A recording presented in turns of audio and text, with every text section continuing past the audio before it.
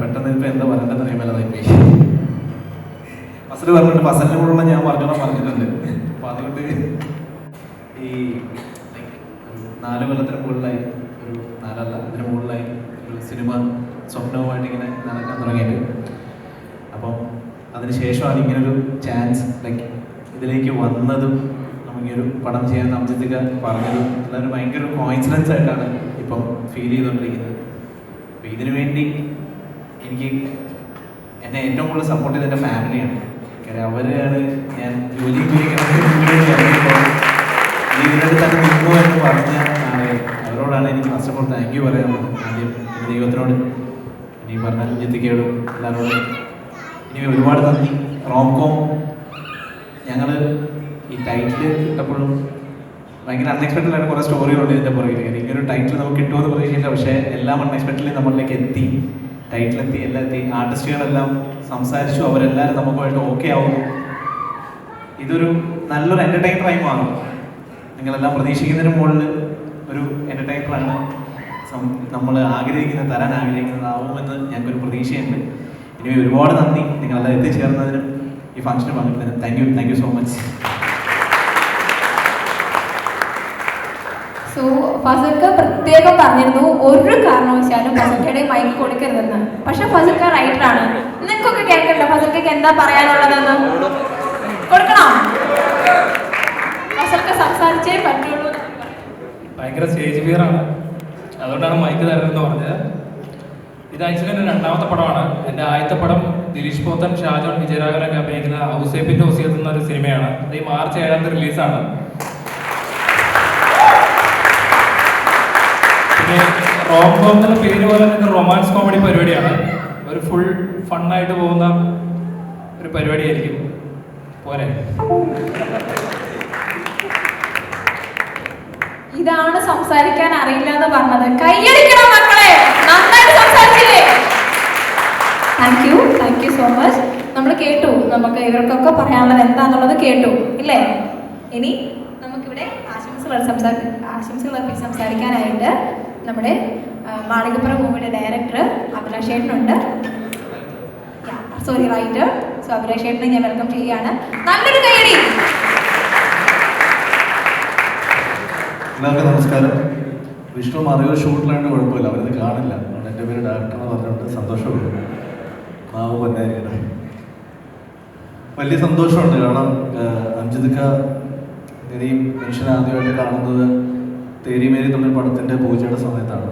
ഒരുപാട് സംസാരിച്ചു. പിന്നെ ആ സിനിമ കംപ്ലീറ്റ് ചെയ്തു. ഏറ്റവും വലിയ സന്തോഷം എൻ്റെ അസോസിയേറ്റ് കഥ എഴുതി സംവിധാനം ചെയ്യുന്ന സിനിമ അതൊരു ഇപ്പോൾ വിഷുവിന് ഇറങ്ങാൻ പോകുന്നത് കേട്ടു. വലിയ സന്തോഷം. അത് മെയ് 8 വെക്കണ്ട, കാരണം വരാൻ പറ്റത്തില്ല. അങ്ങനെയൊന്നുമില്ല. നല്ല സിനിമകൾ എപ്പോഴും വിജയിക്കണം. അത് ഏത് വലിയ പടങ്ങളോടും ചെറിയ പടങ്ങളോട് വെച്ചാലും വിജയിക്കണം എന്ന് കരുതുന്ന ആളാണ് ഞാൻ. അപ്പോൾ ഈ സിനിമ റോംകോം എന്നുള്ള സിനിമ ഒരു കൂട്ടം പുതിയ ചെറുപ്പക്കാര് സിനിമയിലേക്ക് കടന്നു വരുന്നു. അപ്പോൾ എനിക്ക് വലിയ റെസ്പെക്റ്റ് തോന്നുന്നു. കാരണം ഈ ഇങ്ങനെയുള്ള പ്രൊഡ്യൂസർമാരുടെ, കാരണം ഒരു വഴി കാണിച്ചു കൊടുത്താൽ മാത്രമേ അത്ഭുതങ്ങൾ സംഭവിക്കാൻ അല്ലെങ്കിൽ അത്ഭുതങ്ങൾ സംഭവിക്കത്തുള്ളൂ. ഇതേപോലെ 7-8 വർഷം സിനിമയ്ക്ക് വേണ്ടി നടന്ന്, അല്ലെങ്കിൽ സിനിമയ്ക്ക് വേണ്ടി ലൈഫിലെല്ലാം മാറ്റി വെച്ച് നടന്ന ഒരു കാലഘട്ടം എനിക്കും ഉണ്ടായിരുന്നു. ഇന്ന് ഇതിൻ്റെ സംവിധായകൻ അത് പറയുന്നത് കേട്ടപ്പം എനിക്ക് എന്നെ തന്നെയാണ് ഫീൽ ചെയ്തത്. ഈ ഒരു വേദി എനിക്ക് വലിയ വലിയ ഓർമ്മകൾ തമ്മിലുള്ള വേദിയാണ്. മാളികപ്പുറത്തിൻ്റെ 100ാം ദിവസം സെലിബ്രേറ്റ് ചെയ്ത വേദിയാണ്. ഇവിടെ വെച്ചിട്ടാണ് ഞങ്ങൾക്ക് എല്ലാവർക്കും മോഹനം കിട്ടിയത്. അപ്പം ആ വേദിയിൽ മറ്റൊരു പടത്തിൻ്റെ അനൗൺസ്മെൻറ്റ് അല്ലെങ്കിൽ മറ്റൊരു പടത്തിൻ്റെ ലോഞ്ചിന് നിൽക്കുമ്പോൾ തീർച്ചയായിട്ടും ഇതൊരു വലിയ വിജയമാണെന്ന് ഞാൻ ആഗ്രഹിക്കുകയാണ്. കാരണം ഇത്രയും ചെറുപ്പക്കാർ നാളെ മലയാള സിനിമയുടെ ഭാവി വാഗ്ദാനങ്ങളാവട്ടെ. ഒപ്പം ഇങ്ങനെ ചെറുപ്പക്കാരെ വെച്ച് പടം ചെയ്യാൻ ധൈര്യപ്പെട്ട പ്രൊഡ്യൂസർമാർക്ക് 2 പേർക്കും വലിയൊരു കയ്യടി കൊടുക്കണം. കാരണം വെച്ചാൽ ഇതിൻ്റെ ഭാവി മലയാള സിനിമയിലേക്ക് ആവശ്യമുള്ള കാര്യമാണ്. ഒരുപാട് സൂപ്പർ സ്റ്റാറുകൾ നമുക്ക് വേണം. അപ്പോൾ ഇതിൽ ആരൊക്കെയാണ് നാളെ വലുതാവുന്നത്, ആരൊക്കെയാണ് മലയാളം കടന്ന് മറ്റ് ഭാഷകളിൽ പോയി ഞെട്ടിക്കാമെന്നൊന്നും നമുക്കറിയില്ല. അപ്പം ഇവർക്ക് എല്ലാവർക്കും ആശംസകൾ. പിന്നെ റൈറ്റർ, അതൊരു പ്രൗഡ് മൊമെൻ്റ് ആണ്. ഒരു പടം റിലീസാവാൻ തയ്യാറായിക്കൊണ്ടിരിക്കുമ്പോൾ അടുത്ത പടത്തിൻ്റെ പൂജ അല്ലെങ്കിൽ അങ്ങനെ സന്തോഷിച്ചതാണ് ഞാൻ. ഒരേ ദിവസം എൻ്റെ 2 പടങ്ങളുടെ പൂജ വെച്ചിട്ടാണ് മലയാള സിനിമയിലേക്ക് ഞാൻ വന്നത്. നന്നായി വരുത്തുള്ളൂ. പിന്നെ സംവിധായകനും ആശംസകൾ. ആദ്യ സിനിമയാണ്, ഒരുപാട് ശ്രദ്ധിച്ച് ചെയ്യുക. എല്ലാം പുതിയ ആളുകളാണ് അഭിനയിക്കുന്നല്ലേ. അപ്പം എല്ലാവർക്കും, അതാരൊക്കെയെന്ന് എനിക്കറിയില്ല, പക്ഷെ എല്ലാവർക്കും ആശംസകൾ. വാതക്കൊക്കെ വന്നിരിപ്പുണ്ട്, നിങ്ങളൊക്കെ വാതക്കണമെന്ന് പറയുക. അടുത്ത പടത്തിൽ നിങ്ങളെ വിളിച്ചോളൂ കേട്ടോ. എന്തായാലും നന്ദി. പിന്നെ തേരിമേരിക്ക് ആശംസകൾ. എവിടെ തേരിമേരിക്ക് ആശംസകൾ. അത് പെട്ടെന്ന് പൂർത്തിയായി ഇറങ്ങട്ടെ. അപ്പം അതിൻ്റെ മുന്നിലും പിന്നിലും പ്രവർത്തിച്ചവർക്ക് ഓൾ ദ ബെസ്റ്റ്. ഇപ്പം ഈ സിനിമയുടെ മുന്നിലും പിന്നിലും പ്രവർത്തിക്കുന്ന എല്ലാവർക്കും ഓൾ ദ ബെസ്റ്റ്. ഒരു വലിയ വിജയമാവട്ടെ.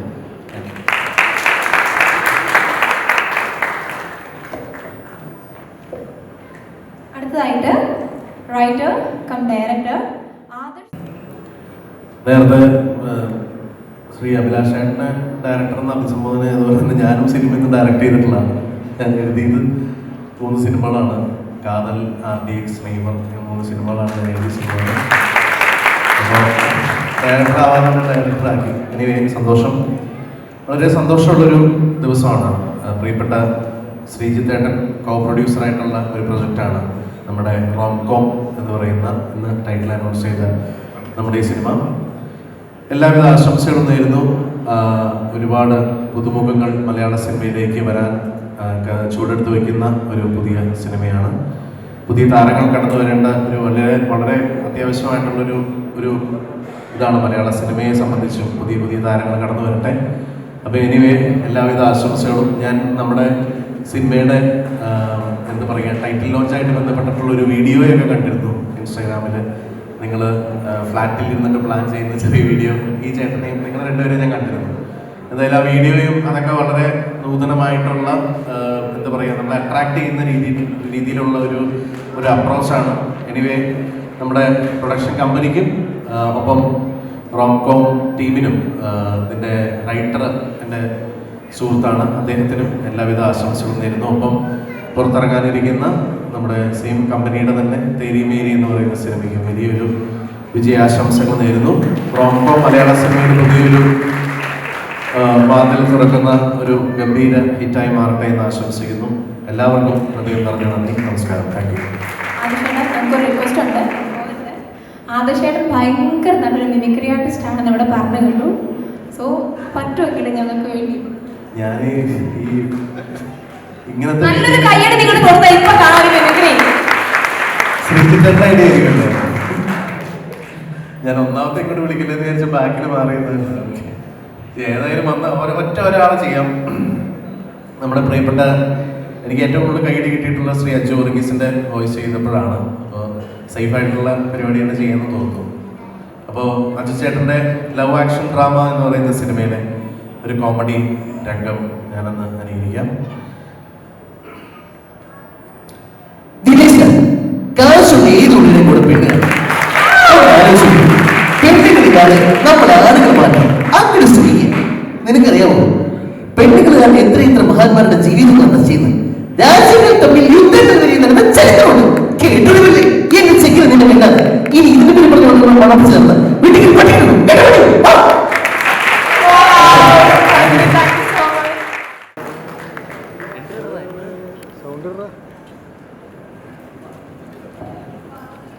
നമസ്കാരം.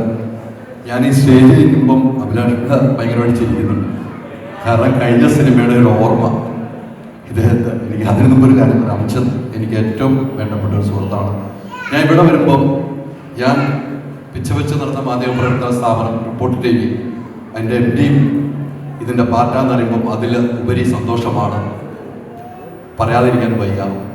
എന്തായാലും ഈ ഒരു സബ്ജക്റ്റ് നല്ലതായിരിക്കുമെന്ന കാര്യത്തിൽ യാതൊരു സംശയമില്ല. 5 വർഷമല്ലേ ഇതിൽ പാടുപെട്ടുള്ളൂ. എത്രയോ വർഷം പാടുപെട്ട് ഇത്രയും ഭാഗ്യവാൻ വേറെ ആരുമില്ല എന്ന് ഞാൻ മനസ്സിലാക്കുന്നു കേട്ടോ. 5 വർഷമൊന്നും ഒരു പ്രശ്നമല്ല. എന്തായാലും അത് പറയാൻ കഴിഞ്ഞ ഷോയ്ക്ക് കഴിഞ്ഞ പ്രോഗ്രാമിൽ വന്നപ്പം ഒരു ചെറിയ പ്രശ്നം ശ്രീനാഥ് ഭാസിയായിട്ടുണ്ടായി. അതുകൊണ്ട് ആ സിനിമയ്ക്ക് ഭയങ്കര വൈറലുണ്ടാക്കി. അതുകൊണ്ടാണ് എന്നെ സ്റ്റേജിൽ വിളിച്ചതെന്നിരിക്കുന്നത്. പക്ഷേ ഇവിടെ അങ്ങനെ ഒന്നും പറയാനൊന്നും ആടില്ലാത്തതുകൊണ്ട് അഭിലാഷേട്ടൻ അന്ന് പറഞ്ഞു ഇതായിരിക്കും ടൈറ്റിൽ എന്നു പറഞ്ഞു. അതുപോലെയാണ് എല്ലാ ഓൺലൈൻ മീഡിയ ഞാൻ ഉൾപ്പെടെ ടൈറ്റിൽ കൊടുത്തത്. എന്തായാലും ഞാൻ അംശത്തിനെ കാണുന്നത് അദ്ദേഹത്തിൻ്റെ ആദ്യ സിനിമ റിലീസ് ചെയ്യുമ്പോൾ വനിതാ തിയേറ്ററിൽ ഏകനായി മാറി നിൽക്കുന്ന ഒരു പ്രൊഡ്യൂസറെയാണ് കാണുന്നത്.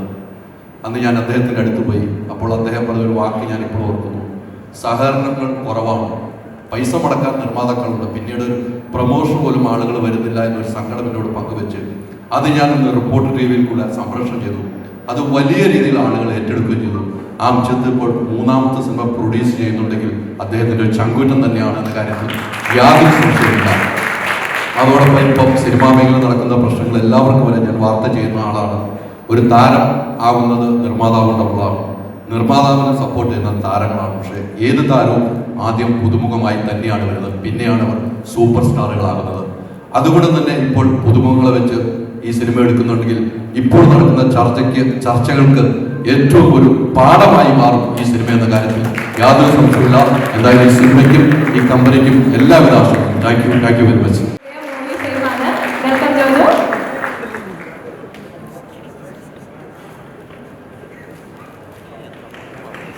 അടുത്തത് ദിയ മയൂരിക, തമിഴ് ആക്ട്രസ് ആണ്. നല്ലൊരു കൈയടിയോടെ നമുക്ക് ദിയനെ വെൽക്കം ചെയ്യാം.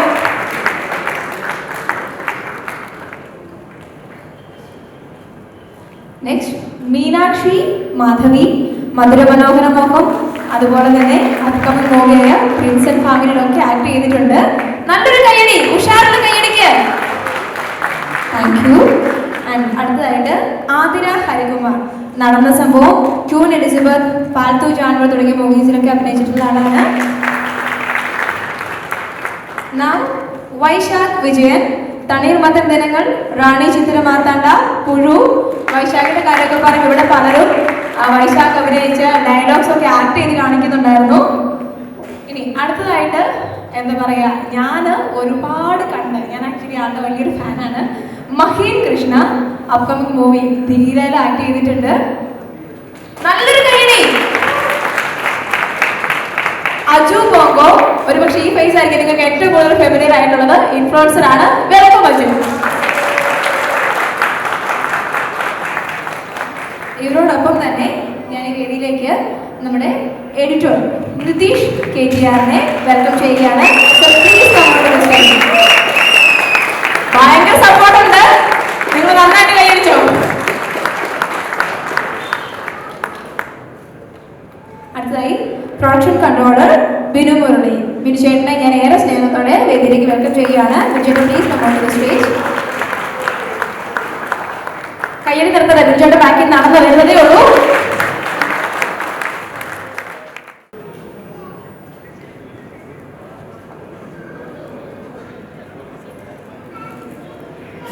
ഇനി അടുത്തതായിട്ട് ഇതിന്റെ കോ-റൈറ്റർ ഈ മൂവിയുടെ ജിഷ്ണുവിനെ ഞാൻ വേദിയിലേക്ക് സ്വാഗതം ചെയ്യുകയാണ്.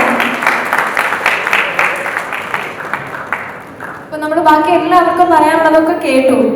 ഇനി നിങ്ങൾക്ക് ഇവരോട് എന്തെങ്കിലും ചോദിക്കാനുണ്ടോ? എഡിറ്ററുടെയും ഒരു പാഷനാണ് ഏറ്റവും മികച്ചൊരു സ്ക്രിപ്റ്റ് കട്ട് ചെയ്യാൻ പറ്റുമെന്നുള്ളത്. അപ്പോൾ വിവേകിൻ്റെ എനിക്ക് 5 വർഷമായിട്ട് വിവേകിനെ അറിയാം. ഞങ്ങൾ ഏറ്റവും കഴിഞ്ഞ 1 വർഷമായി കുറേ കഥകൾ വിവേകും ഫസലും വന്ന് പറയാറുണ്ട്. അതിലേറ്റവും മികച്ച ഒരു സബ്ജക്റ്റ് തന്നെയാണ് ഇപ്പോൾ അവർ തിരഞ്ഞെടുത്തിരിക്കുന്നത്. ഏറ്റവും മികച്ചൊരു പടം ഈ വർഷം വിവേകിൻ്റെ ഭാഗത്തുനിന്നുണ്ടാവുമെന്ന് വിശ്വസിക്കുന്നു. Thank you so much.